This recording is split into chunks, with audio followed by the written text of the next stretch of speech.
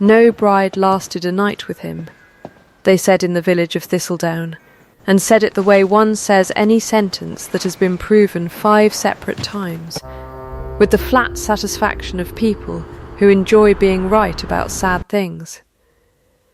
The 5th bride, a Miss Edwina Pratt, of good family and better nerves, had left Hollowmere Hall in a hired gig at 4 in the morning, still in her nightcap, informing the coachman that she would rather marry a hedge than spend a second night under that roof. This was, by the strictest household accounting, kept by a butler named Pemberton, who logged such things the way other men logged rainfall, the 5th such departure in 11 months. The 6th candidate arrived 9 days later in a coach that got no farther than the gatehouse before its wheel gave up entirely in the mud, which meant that the young woman inside it walked the final half-mile to the house on her own 2 feet, in the rain, laughing. She was laughing at the mud. She was laughing, specifically, at the exact moment her second shoe surrendered itself to the drive, with a sound like a small polite apology, and she stood there in the downpour, on one stockinged foot, holding the shoe aloft like a trophy, and laughed until the housekeeper watching from an upstairs window had to sit down. Her name was Bess Larkin, and she was not, strictly, the 6th bride. She was the 6th bride's maid, hired at the last hour to accompany a Miss Prudence Wexford, who had in fact changed her mind about the whole arrangement somewhere around the 2nd milestone, and gone home to her mother, leaving Bess alone in the coach with the luggage, and no particular instructions beyond continue.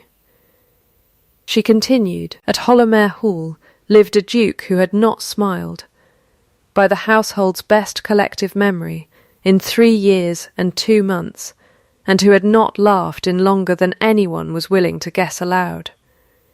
His name was Julian Vane, and grief had not made him cruel, which people sometimes expected, and were always faintly disappointed to learn was untrue. It had made him correct. He rose at the same hour every day. He walked the same paths. He kept an east wing locked as though it might otherwise wander off, and a piano silent as though a single note might undo 11 months of careful arrangement, and a portrait turned face to the wall in a room nobody entered, because entering it required deciding how to feel, and he had decided 3 years and 2 months ago, not to decide that again. By spring, this house would host a wedding that no one currently living in it could have predicted, least of all the 2 people it would happen to.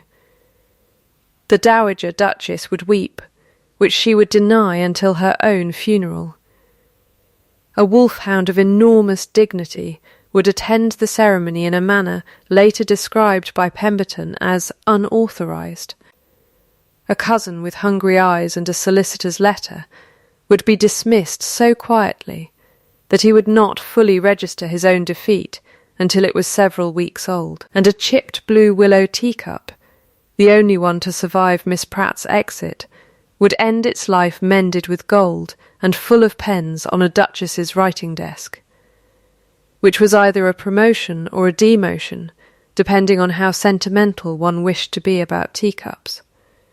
But first, the mud.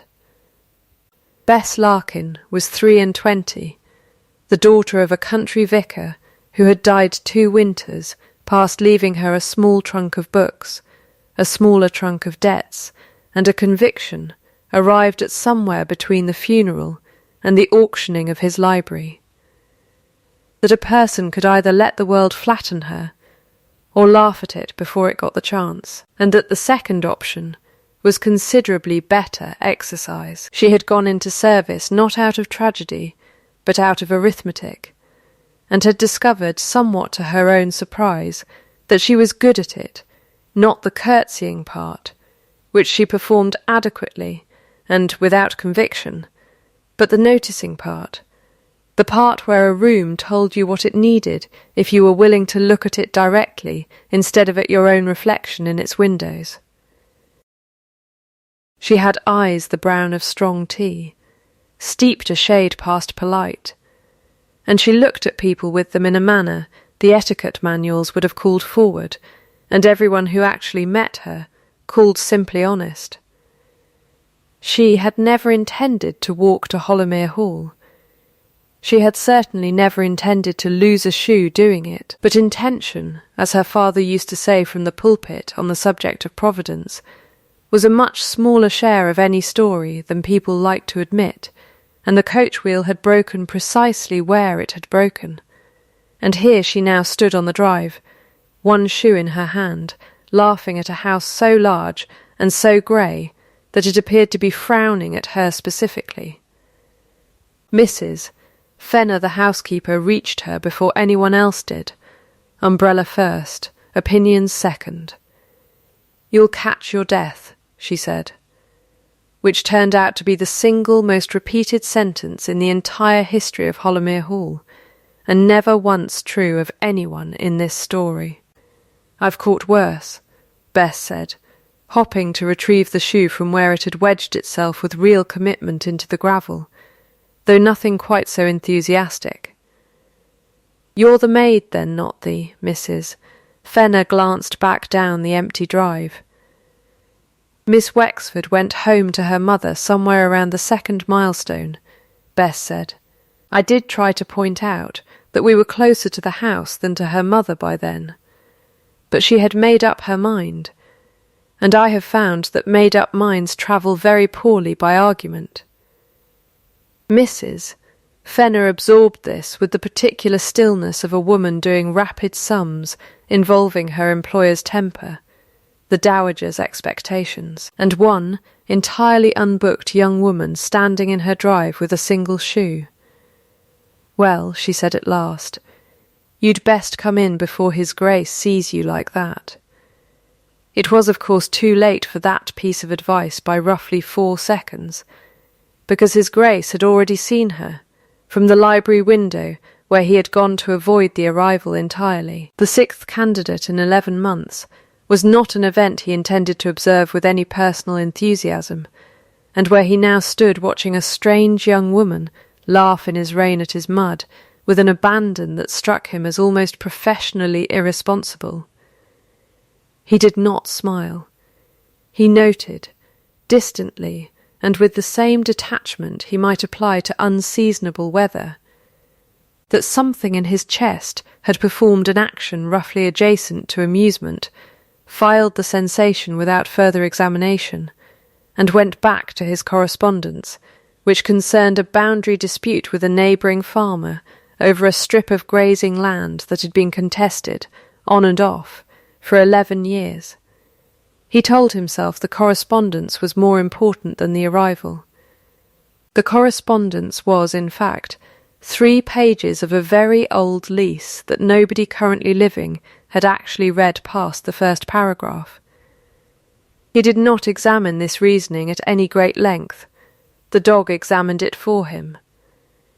Aurelius, a wolfhound of considerable years and greater self-regard, named by the late Duchess for a Roman emperor she'd admired for his patience, which the dog possessed in similarly historic quantities, had been asleep by the library fire for the better part of the afternoon, in the manner of an official on holiday.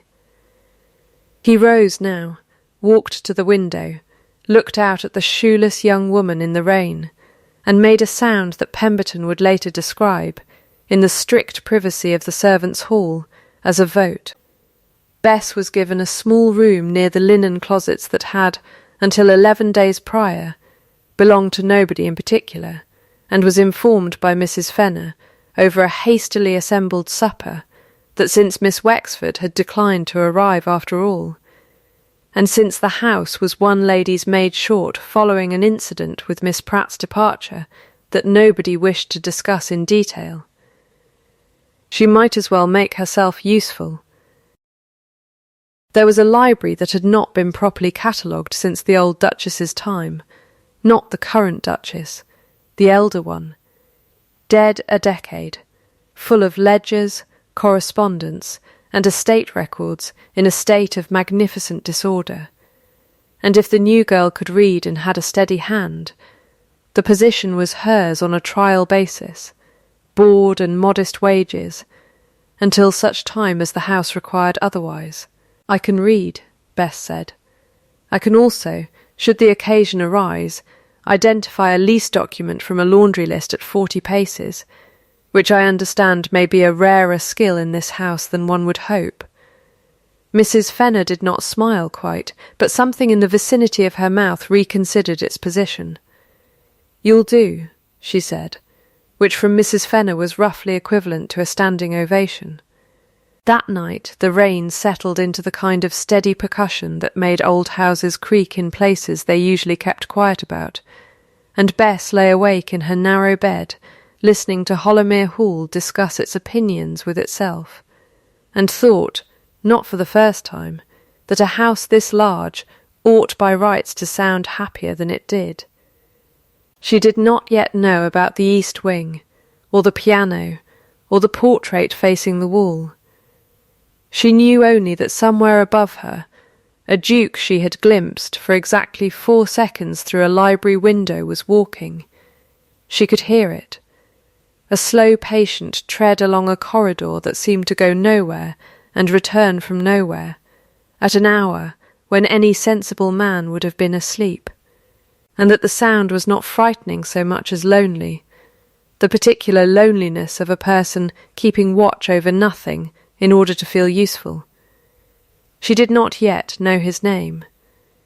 She had, however, already decided, with the same unbothered certainty with which she had decided about the mud, that she rather liked the sound of that patient, sleepless walking, and that a house which produced it was a house with something worth fixing.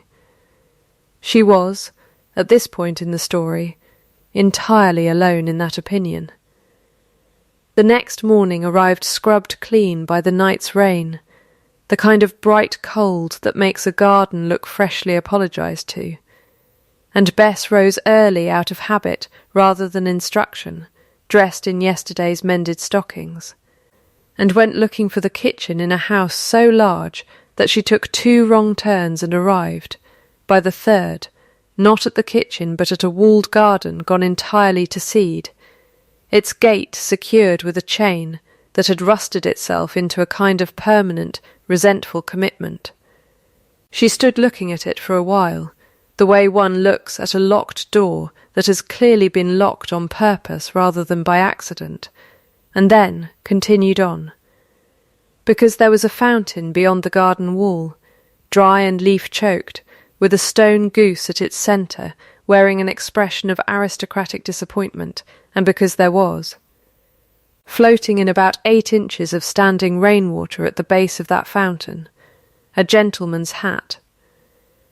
She fished it out. This required climbing halfway into the fountain, which she did without particular ceremony, and it was in this position, 1 boot in 8 inches of cold water, skirts hitched with the frank practicality of a woman who has made her peace with looking undignified in service of a task, that the Duke of Colworth found her, having come out at that hour specifically to retrieve a hat he had thrown, in a moment of temper the previous evening over the grazing dispute, with more force than the situation strictly required. "That's mine," he said. It was, on later reflection, not the most auspicious opening line ever delivered by a duke to his future duchess, but Julian Vane had never been a man who wasted syllables on an occasion that did not, in his estimation, require them. And he did not intend to begin the practice over a hat. "I had gathered as much," Bess said, straightening with the hat held out before her like an offering, water running politely off its brim and less politely down her sleeve, from the fact that it is monogrammed, and from the fact that you are looking at it the way most men look at a debt. "You've fallen in my fountain." "I've fallen in your fountain rescuing your hat. which I think entitles me to at least partial credit rather than full blame, though I recognise the accounting may not go my way in a house that keeps this many ledgers. He looked at her for a long moment, long enough that Aurelius, who had trotted out after him with the loose-limbed optimism of a very old dog on a cold, bright morning, sat down between them as though settling in to referee. Julian Vane had grey eyes that did not, as a rule, linger on anything for longer than utility required. They lingered now. She had mud on her hem and water in her boot, and an expression of complete unbothered composure, and she was looking directly back at him without the flicker of deference or calculation he had come, in 3 years and 2 months, to expect from every new face at Hollowmere. Not performance, not fear, just a steady, faintly amused attention, the kind you might give a dog that had done something clever and slightly inconvenient. "You're the new girl," he said. "For the library. I am the new girl for the library, yes, though at present I appear to also be the new girl for the fountain." Something happened, briefly, in the region of his mouth. It was not a smile. It lasted, by no one's count, because no one was yet counting, perhaps half a second, and it was gone before it had properly finished arriving, filed away and denied the moment it occurred, the way he filed away most things that arrived unbidden and unauthorized. "Dry yourself off before you catalogue anything," he said, "or you'll ruin the ledgers," and took his hat, and left, walking back toward the house with the particular gait of a man who has decided that a conversation is over and intends to enforce that decision through sheer velocity. Aurelius did not follow him.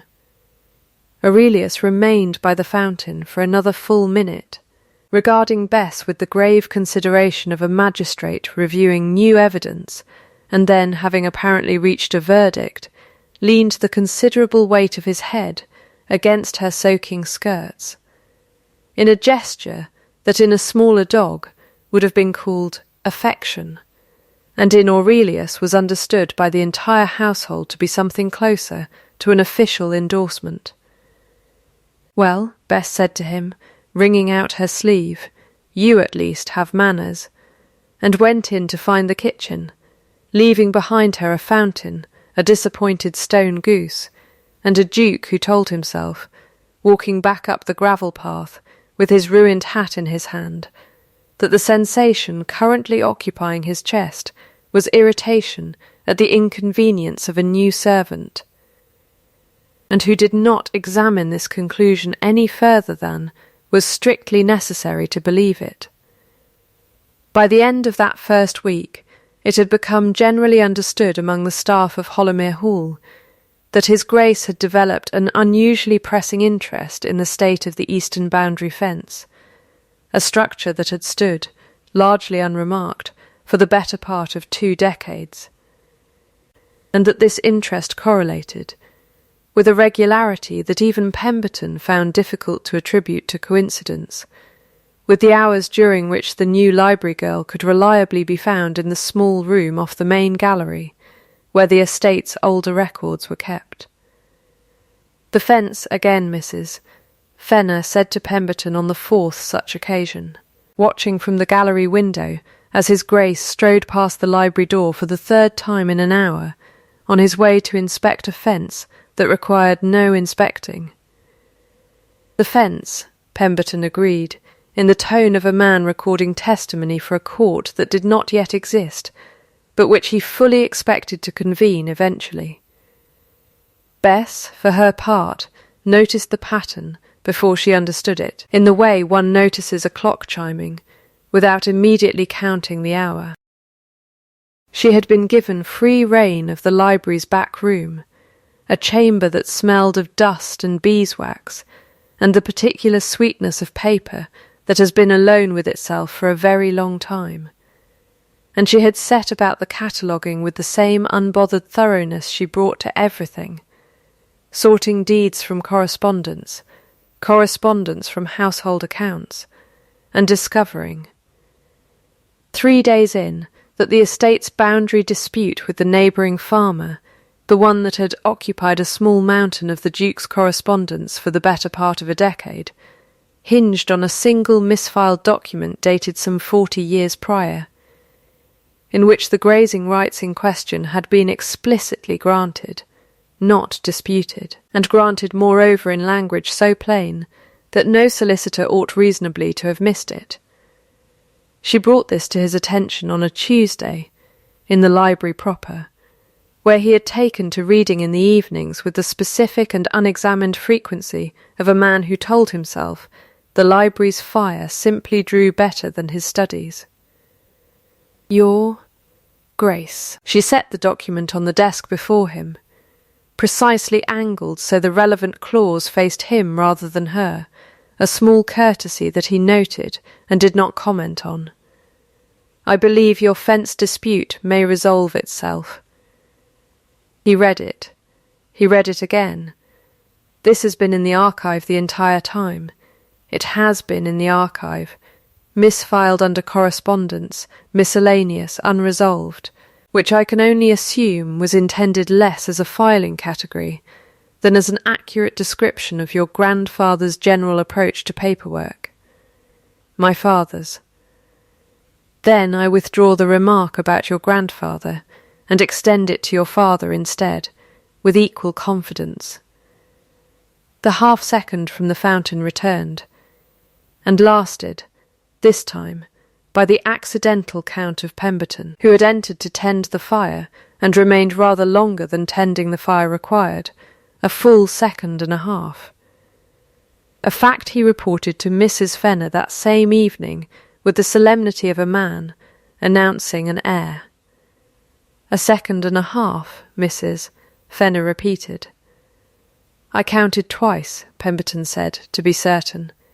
It was, by any reasonable household accounting, the longest his Grace's face had done anything resembling that particular thing since the funeral 3 years and 2 months prior, and the servants' hall discussed it with the hushed intensity usually reserved for royal announcements, while Aurelius, present for the entire exchange, thumped his tail against the hearth-rug twice, which everyone agreed was his way of registering the verdict as officially entered into the record. You looked at my father's correspondence, Julian said, some evenness restored to his voice, though not all of it. I look at everyone's correspondence, Your Grace. It is, in point of fact, the position for which I am currently drawing wages. You looked at my correspondence, he said again, as though it were a different sentence. It was not. I am given to understand, Bess said, that this is generally how libraries function, and left him with the document and the fire, and a dog who had, over the course of the conversation, moved from the hearth-rug to a position directly against his boots, which Aurelius did for no one, as a rule, and which Pemberton also noted that evening, in what was rapidly becoming quite a thorough private ledger of his own. The fence dispute resolved itself within the fortnight, the farmer satisfied, the solicitors paid and dismissed, and the eastern boundary required no further inspection at all.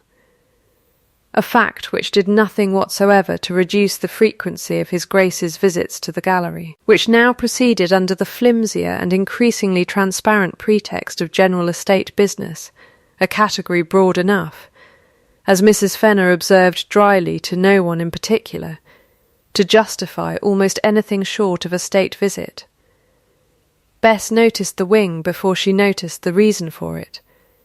It occupied the eastern side of the house, visible from the walled garden, with its resentful chain, a row of tall windows with their curtains drawn against a sun they were apparently no longer permitted to let in. And she asked Mrs. Fenner about it in the unremarkable tone of a woman inquiring after a room she assumed simply needed dusting.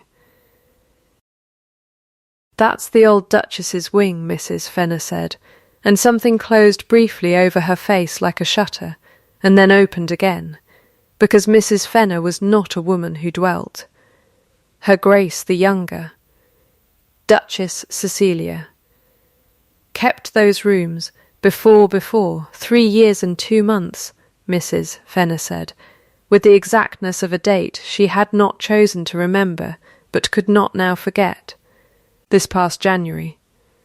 A fall from her horse on the North Road, in ice that oughtn't to have caught anyone by surprise, and didn't catch anyone by surprise except her, and there wasn't anything anyone could have. She stopped herself, briskly, the way a woman stops a kettle before it screams. His Grace had the wing closed within the week. There's a piano in the music room, hasn't been opened since. There's a portrait in the small drawing room turned to face the wall, and I'll tell you now, because you'll find out anyway, and I'd rather you heard it plain than heard it garbled from one of the kitchen girls. Nobody in this house goes into that room, and nobody asks him to. And that is not because we don't feel for him. It is because we have learned, the hard way, that grief left to keep its own hours generally keeps them better than grief that's been told to hurry.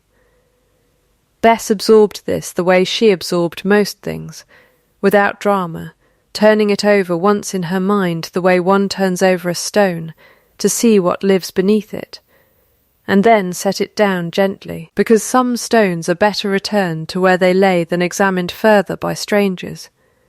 She did not go near the east wing. She did not ask him about it. But she began, without entirely deciding to notice the shape of the house around its absence, the way conversation in the servants' hall skirted certain dates, the way the small drawing-room's door stayed permanently ajar 3 inches and no further, as though someone had once meant to shut it and changed their mind halfway, and left it exactly there, for 3 years and 2 months, unwilling to commit to either grief or its opposite. She told him about her own father on a Thursday, though she had not planned to, and though it was not, strictly, an answer to any question he had asked. They had fallen by then into the habit, unremarked, unplanned, and entirely obvious to everyone but themselves, of walking the lower lane toward the Dovecote most Thursday afternoons, ostensibly so that she might deliver the week's correspondence for his signature in person rather than by tray.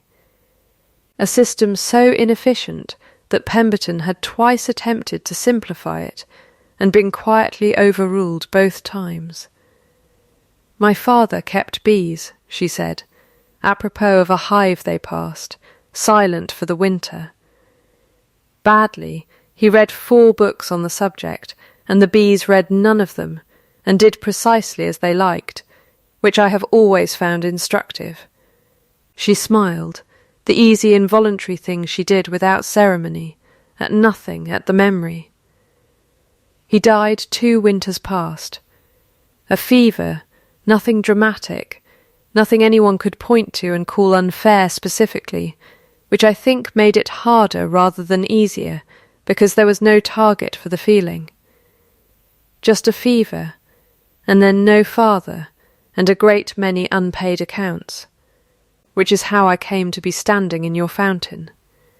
You laugh about it. I laugh about most things eventually. It isn't that it doesn't hurt, it's that I decided, somewhere around the 2nd week after the funeral, that the hurting and the laughing could occupy the same house without one evicting the other, and once I'd decided that, I found I had a great deal more room to live in. She glanced sideways at him. I don't imagine that's a popular philosophy in houses that keep pianos locked. He did not answer that directly.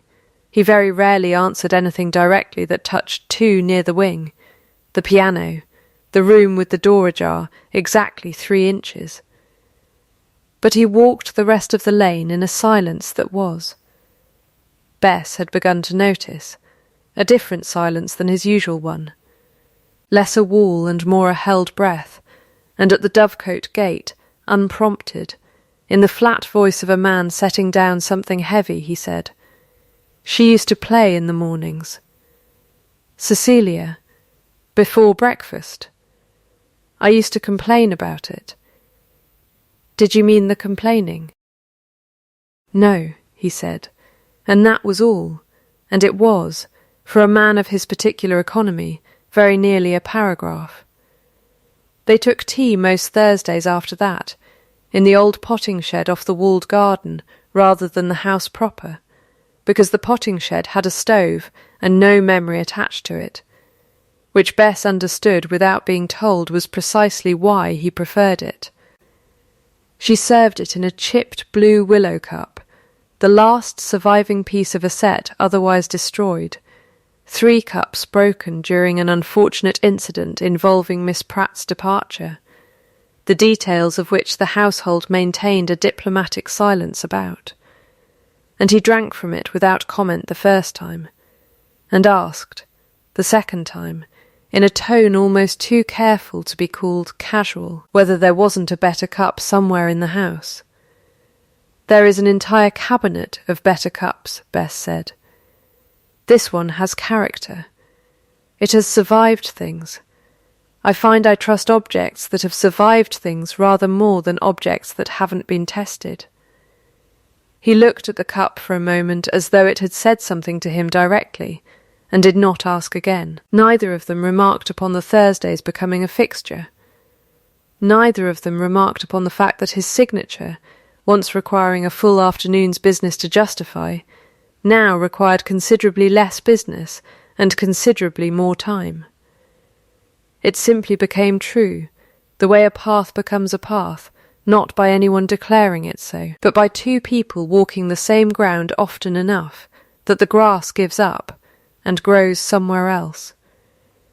The rain that trapped them both in the old glass conservatory came on a Tuesday in March, arriving with the sudden bad manners of weather that has clearly been planning its entrance, and it did so precisely as Bess had gone to retrieve a crate of seed catalogues misses. Fenner wanted moved before the damp got at them, and precisely as Julian, on one of his increasingly undisguised errands, had come to inspect a conservatory roof that required no more inspecting than the fence had.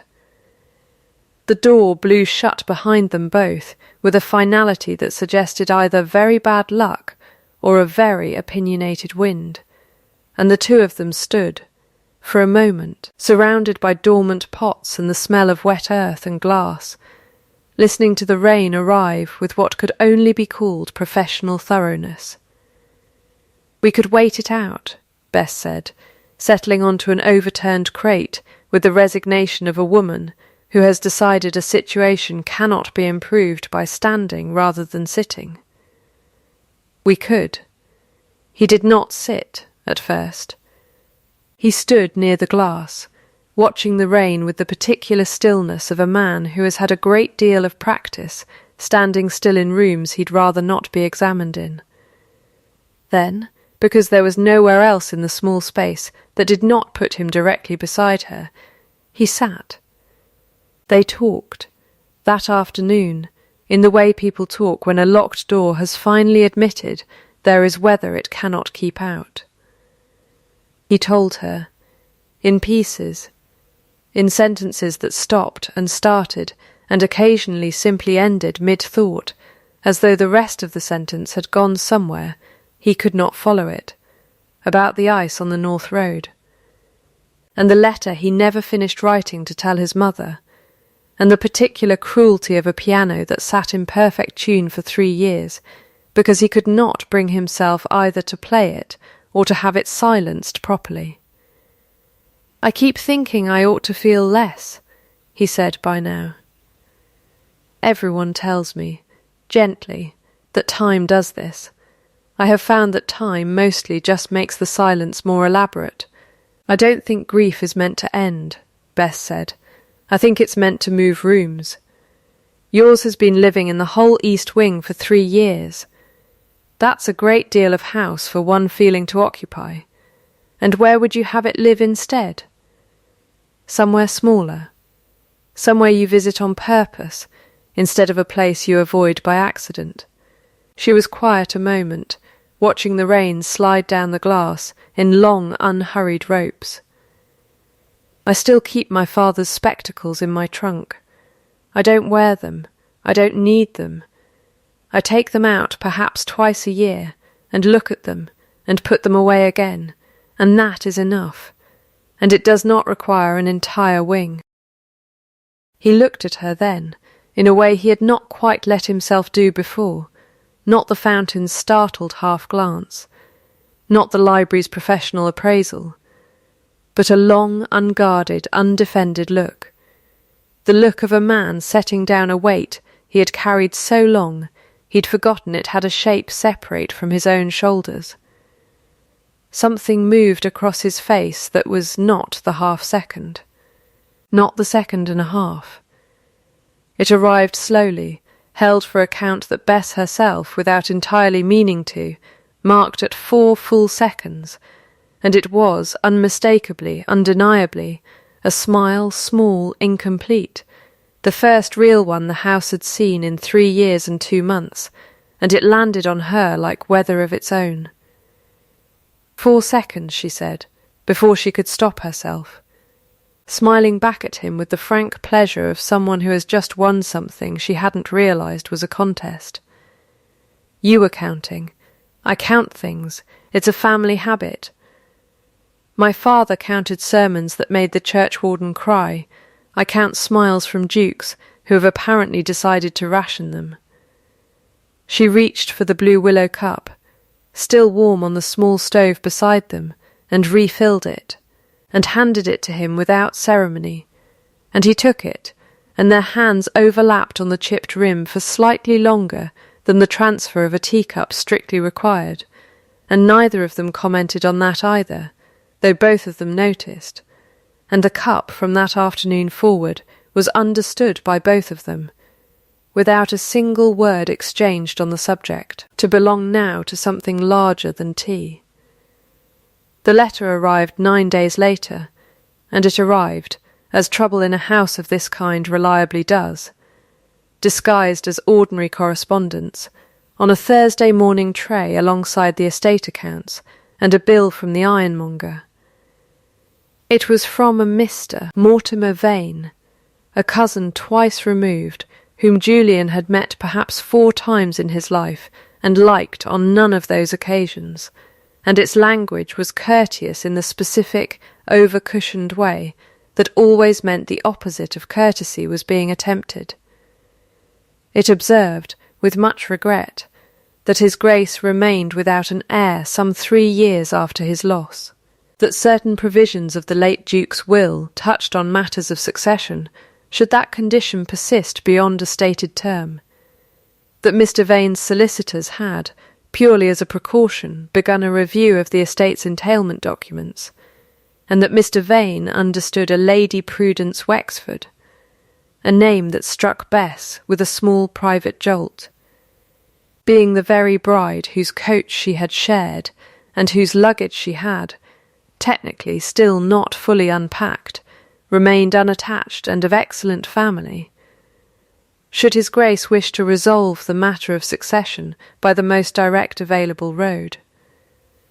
Julian read it twice at the breakfast table, in the particular silence of a man doing arithmetic he did not want to do, and said nothing about it to Bess at all, which was, in itself, a kind of announcement.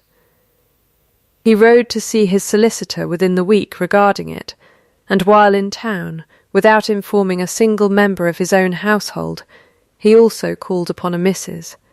Ambrose, who had served as Cecilia's lady's maid until the Duchess's death, and had since lived on a small and increasingly precarious annuity that Mortimer Vane's review of the estate's finances had, coincidentally, flagged as an unnecessary expense.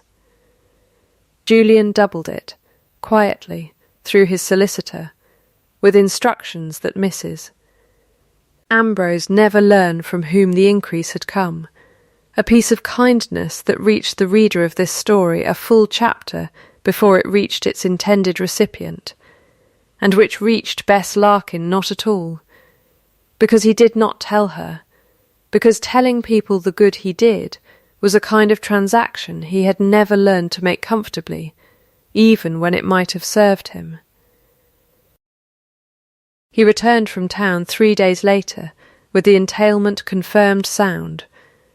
Mortimer Vane's claim revealed as the thin and opportunistic thing it was, and a house party looming on the calendar that the Dowager Duchess had, in his absence, taken it upon herself to arrange.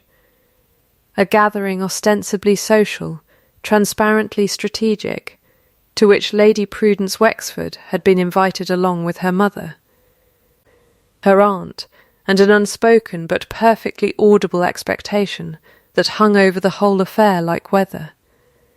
"You cannot mean to go through with this," Bess said, when she learned of it, in the potting shed over the blue willow cup, with rather more heat in her voice than she generally permitted herself. "I have not agreed to anything," Julian said. "You have agreed to attend a house party built entirely around the premise of your agreeing to something. That is rather worse, in my experience, because it lets everyone else do the deciding while you stand very still and call it patience." He did not answer that, which she took, correctly, as evidence that she had struck closer to a truth than he wished to examine standing up. The Dowager Duchess, Honoria Vane, summoned Bess to the small sitting-room the following afternoon, a room Bess had not previously been invited into, furnished in the particular chill formality of a space reserved for interviews rather than comfort, and conducted, over the course of 40 minutes, an examination so thorough and so gently merciless that Bess understood, by its third question, precisely what it was for. "You have no fortune," Honoria said. "It was not a question. None, Your Grace, beyond a trunk of books and a talent for filing. No connections of any use. A dead vicar father, and a mother who followed him within the year. I have an aunt in Thistledown who keeps geese. I am given to understand geese do not carry weight in matters of succession. You are aware my grandson requires an heir. I am aware the estate would prefer one, yes, and you love him." Bess did not flinch, and did not perform the blush the question was perhaps designed to produce, and answered instead with the same plain directness she brought to a misfiled lease. "I do. Not because he is a duke, which strikes me as a very poor reason to love anyone. And not because he needs rescuing, because he does not. He manages a great estate competently, and has for 3 years under considerable weight. I love him because he noticed within a week of my arrival precisely which fence needed no inspecting, and inspected it anyway, rather than say a single true word to me directly. And because he doubled a woman's annuity in town last month, and told no one, and because he keeps a chipped teacup in circulation out of what I can only call loyalty to the idea that broken things needn't be replaced. I love him, Your Grace, for the same reason I would love anyone, because I have looked at him closely enough to see him accurately, and what I saw I liked." The Dowager was quiet for a long moment, her hands very still in her lap, and when she spoke again her voice had lost its examining edge entirely. "I have interviewed 6 candidates for my grandson's hand in 11 months, she said. You are the first who did not, at any point in this conversation, mention wanting the position. I don't want the position, Your Grace. I want him. I understand that in your world those are meant to be the same ambition, but I have found, in my considerably smaller world, that they very rarely are."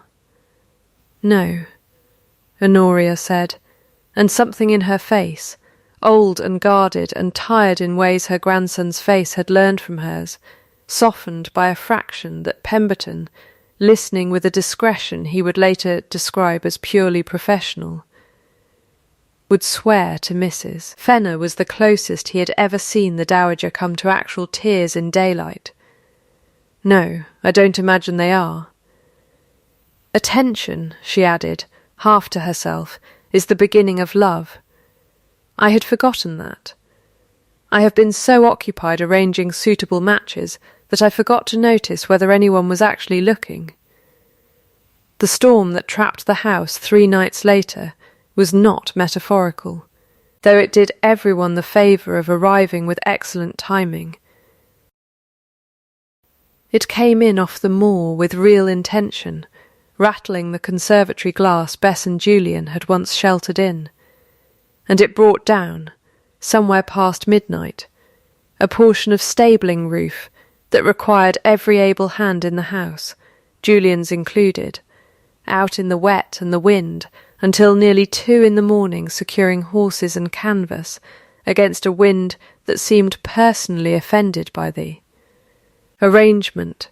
He returned to the house afterwards, soaked through, his hair entirely abandoning whatever order it usually maintained, his hands raw from rope, and found the library fire still lit and Bess still in the chair beside it, where she had fallen asleep some time past 1 over a ledger she had been finishing, so that the accounts would be ready before the house party's guests arrived and required the appearance of a household in perfect order. He should have woken her. He told himself, standing in the doorway, dripping quietly onto the carpet, that waking her was the correct and only proper course. He did not do it. He sat instead, carefully, in the chair opposite, meaning only to warm himself before retiring. And Bess, half waking at the sound of him and finding the room warm, and the hour late, and the day behind her very long, did not fully surface.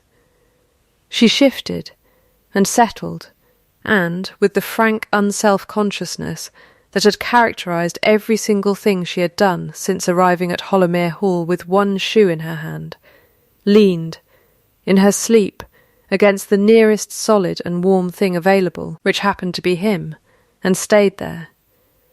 He did not move for a long time. He sat with his ruined boots still on, and his hair still dripping, and a woman asleep against his shoulder, with the complete unguarded trust of someone who had never once, in the whole of her acquaintance with him, been afraid of what he might do with her trust. And he thought, with the sort of clarity that arrives only very late at night after a great deal of weather, that he had not been touched by another person without flinching in 3 years and 2 months, and that he was not flinching now. Pemberton found them there at dawn, banking the fire before the house woke, and stood for a full 10 seconds in the doorway before retreating as silently as he had arrived. And the story of what he had seen reached the kitchen by breakfast, the village by market day, and the general vocabulary of Thistledown gossip within the fortnight, in a form considerably more romantic than events strictly warranted, which was how, in the end, the tale of the maid who fell asleep in the cold Duke's arms came to be told at all, not as scandal, though it was whispered at first with scandal's raised eyebrows, but as the first piece of evidence the household possessed that something in the house had at last properly thawed. The house party arrived 4 days later on schedule, Lady Prudence Wexford among them, a perfectly pleasant young woman who took 1 look at the way his Grace's gaze tracked a certain library-scented young woman across the drawing-room, and privately thanked Providence for sparing her an engagement to a man so plainly already spoken for in every way that mattered, and said as much, cheerfully and without a shred of wounded pride, to her mother before the 2nd course. Mortimer Vane arrived also, inspected the entailment documents his own solicitor had by then confirmed were entirely sound, understood the game was lost, and spent the remainder of the gathering drinking the Duke's excellent claret with the philosophical resignation of a man cutting his losses. It rained again the night of the party's 2nd evening, though gently this time, no storm. Only a soft, steady patter against the windows that made the great hall's candlelight seem warmer by comparison, and it was in that hall, before the assembled guests, the Dowager, Mrs. Fenner, Pemberton, and Aurelius, who had installed himself directly in the centre of the floor with the immovable confidence of a dog who considered the proceedings to concern him personally, that Julian Vane crossed the room to where Bess stood near the fire, and, in a voice pitched for her alone, though every person present, strained politely not to hear it, began, and stopped, and began again. "I have written this out 4 times, he said, and torn it up 4 times, because it kept sounding like a speech, and you are not a speech, you are," he stopped, started once more, "because you looked at a lease no one else had read in 40 years, and solved a decade of quarrel with a farmer in an afternoon, because you serve tea in a broken cup and call it character, and I have started to believe you, though I did not, at first, understand why a chipped cup should matter to anyone. Because you told the Dowager Duchess you loved me, and not the title in front of a room I wasn't even present for, and Pemberton told me, though I understand he was not meant to. Because you fell asleep against my shoulder in the library at 2 in the morning without once, in the whole of it, being afraid of what I might do with you unguarded, and I have not been trusted like that by anyone in 3 years, and I did not know, until that night, how much I had missed simply being trusted, rather than managed, or pitied, or approached with caution. Because the piano has not played itself in 3 years, and neither, largely, have I, and you did not try to fix that. You just kept coming back on Thursdays until it stopped feeling like something that needed fixing at all." He stopped entirely now, and the silence held the whole room the way the potting shed's rain once had, and when he spoke again his voice had lost whatever careful order he had built the rest of the speech from. "Marry me. I am doing this very badly." "You are doing it exactly right," Bess said, and something in her own voice had gone unsteady in a way it very rarely did. "Yes, obviously, yes, and here, at last, 3 years and 2 months late, arrived the laugh, not the polite social sound the household had occasionally coaxed from him at dinners and obligations, but the real one, the one that came up out of him, unbidden and startled. The sound of a man who has been holding his breath so long he has forgotten breathing could be loud. And it went on, by Pemberton's count, taken later that same evening, and entered without irony into what had by then become a fully official household ledger, for 11 full seconds, more than twice as long as any smile the estate had previously recorded, and considerably longer than the 4 seconds that had started the whole account. 11 seconds, Bess said, laughing herself now, openly, the 2 of them ringed by a fire-lit room full of people who had, every one, been quietly hoping for this exact outcome for weeks. "I shall have to revise my ledger. You keep a ledger, I told you." Family habit. She took his hand, the raw rope-marked one, without any hesitation whatsoever. "Though I believe, Your Grace, we may finally be entering a chapter that no longer requires counting." They were engaged within the week and married within the season, a fact that scandalised precisely no one who had spent any time at all in Hollowmere Hall over the preceding months, and the wedding itself, when it came, was a small and warm and entirely unelaborate affair, conducted in the village church at Thistledown, with Bess's aunt weeping happily over the geese she had left unattended for the occasion, and the Dowager Duchess weeping rather more, though she informed anyone who remarked on it that she had merely gotten a great deal of dust in her eye. An excuse rendered somewhat less credible by the fact that the church, being recently swept for the occasion, contained almost no dust at all. Aurelius attended without invitation, walked the length of the aisle ahead of the bride entirely of his own initiative, and settled at the foot of the altar throughout the ceremony, with the bearing of a dog who considered himself, on some fundamental level, to have arranged the whole event personally, which, given his early and vocal opinion at the fountain, he may not have been entirely wrong to claim. And the potting shed, Bess said to Julian, quietly, during the small celebratory supper that followed, remains mine. That is non-negotiable. I would not dream of negotiating it, and the blue willow cup does not get replaced, whatever your grandmother's opinion of the whole cabinet of finer china. The cup, he said, has already been promised a place on my writing desk in perpetuity, which I consider a considerably higher honour than the cabinet offers anything, and Bess, satisfied, allowed him to kiss her once, briefly, at the edge of the gathered candlelight, to the enormous and largely unauthorised approval of the assembled household staff, one of whom, Pemberton, inevitably, was observed afterward to have something distinctly damp about one eyelid, a phenomenon he attributed, when questioned by Mrs. Fenner, entirely to the smoke from the candles.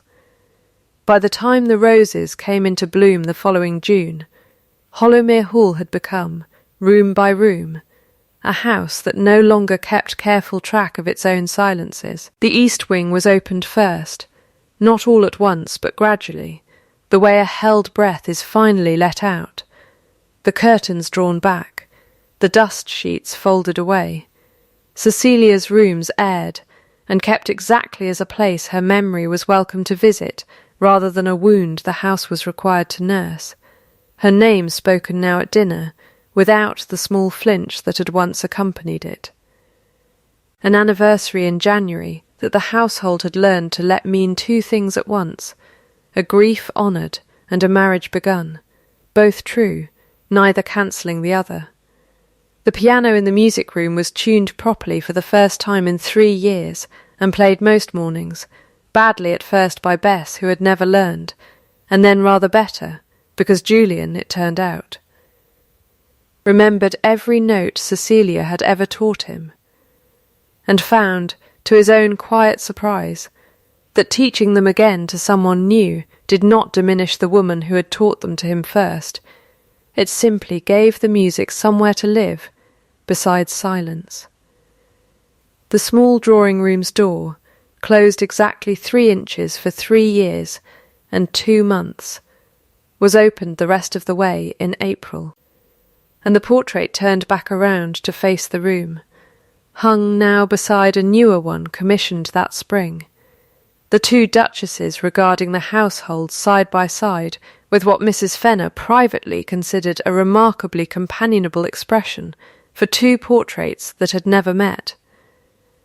The walled garden's chain came off within the month of the wedding, its rust surrendering to an afternoon's determined work from Bess and 2 under-gardeners, and by June it had gone, entirely against the odds any reasonable gardener would have given it, into a season of roses so extravagant that visitors to Hollowmere Hall that summer generally mentioned the garden before they mentioned the house it belonged to, which the Dowager Duchess considered, on the whole, an excellent sign of priorities finally restored to their proper order. Mortimer Vane was not invited to visit again, and did not especially seek an invitation, having concluded that his fortunes lay in cultivating relations more likely to yield an inheritance than affection, and he drifted from the story's edges into a comfortable and undistinguished obscurity, from which no one at Hollowmere Hall heard so much as a solitary letter again. A fact that troubled precisely no one. Lady Prudence Wexford married, that same autumn, a baronet with an excellent library and a mild disposition, and sent Bess, unprompted, a note of genuine goodwill that read, "In its entirety, I am so glad it was you and not me, in every possible sense," which Bess kept, framed, in the potting shed, as perhaps the finest wedding gift she received. Mrs. Ambrose, Cecilia's former maid, never did learn the source of her doubled annuity, though she wrote once a year to the estate simply to say she was well. Letters Julian read every time with the particular stillness of a man, quietly satisfied by a kindness that required no acknowledgment to be worth doing. Aurelius lived 4 years more, growing steadily more dignified and steadily less mobile, and was buried, at his own apparent preference established through years of habit, beneath the walled garden's largest rosebush, where he was regularly visited by the pair of small children who arrived at Hollowmere Hall in the years that followed, and who grew up believing, on the strength of Pemberton's frequent retelling, that the family dog had personally selected their mother from a fountain, and ought therefore to be credited in all future household accounts as the estate's first and finest matchmaker. Pemberton's ledger, the one he had begun without quite admitting to himself that he was keeping it, continued for years afterward, its early entries, a half-second's near smile, a second and a half over a misfiled lease, 4 full seconds in a rainy conservatory, 11 at a wedding, giving way eventually to a final page on which he recorded, with visible satisfaction, that his Grace now smiled most mornings before breakfast without any occasion requiring it at all, and had been observed, on at least one recent Tuesday, to laugh entirely without warning at nothing more remarkable than his wife's account of a goose that had taken exception to the new gardener. For a duration Pemberton did not trouble to count, on the grounds, as he told Mrs. Fenner, that some things had finally stopped needing to be measured to be believed. There are stories that begin with a woman losing her shoe in the mud of a driveway she was never meant to walk. This one ended with that same woman standing in a garden that had once been locked, roses at her collar and flower, more often than not, somewhere upon her hands, in a house that had learned, room by careful room, to breathe again. Certainty had never been a prerequisite for planting. It had only ever required someone willing to kneel in the mud and begin.